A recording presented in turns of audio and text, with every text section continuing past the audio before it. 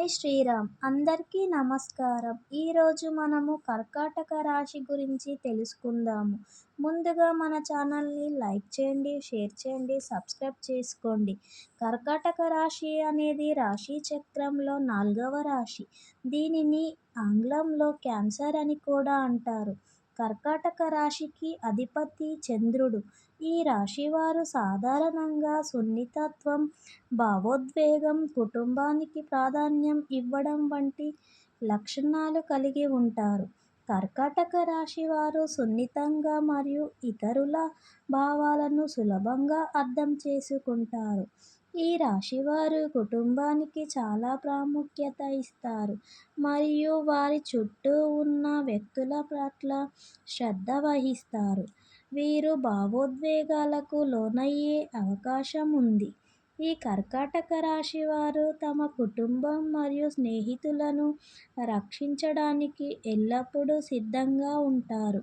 ఈ రాశి వారికి అంతర్దృష్టి ఎక్కువగా ఉంటుంది. కర్కాటక రాశి వారికి ఊహనా శక్తి ఎక్కువగా ఉంటుంది మరియు ఈ రాశివారు కల్పనా శక్తితో కూడిన విషయాలను ఇష్టపడతారు. ఇతర వివరాలు ఏమిటి అంటే వీరి అదృష్ట రంగు తెలుపు, అదృష్ట సంఖ్య 2 మరియు 7, అదృష్ట రత్నం ముత్యం. అనుకూలమైన రాశులు ఏమిటి అంటే వృషభం, కన్య, వృశ్చికం, మీనం.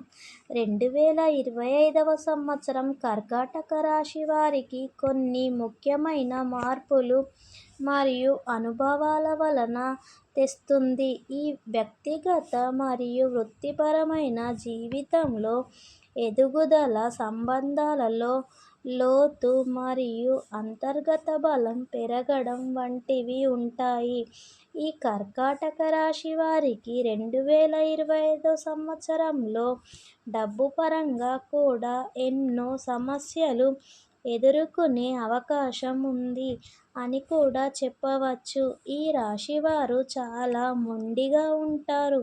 ఎవ్వరు ఏది చెప్పినా వినరు మరియు అర్థం చేసుకోరు. ఈ సంవత్సరం ప్రతి ఒక్కరితో చిన్న చిన్న మనస్పర్ధలు వచ్చి అందరూ దూరంగా ఉంటారు. అందుకే ఈ రాశివారు చాలా ఆలోచించి మాట్లాడవలసి ఉంటుంది. కర్కాటక రాశి వారు ప్రతి మంగళవారం ఆంజనేయ స్వామిని దర్శించుకొని శనగల నైవేద్యం సమర్పిస్తే ఖచ్చితంగా మంచి ఫలితాలు ఉంటాయని చెప్పవచ్చు.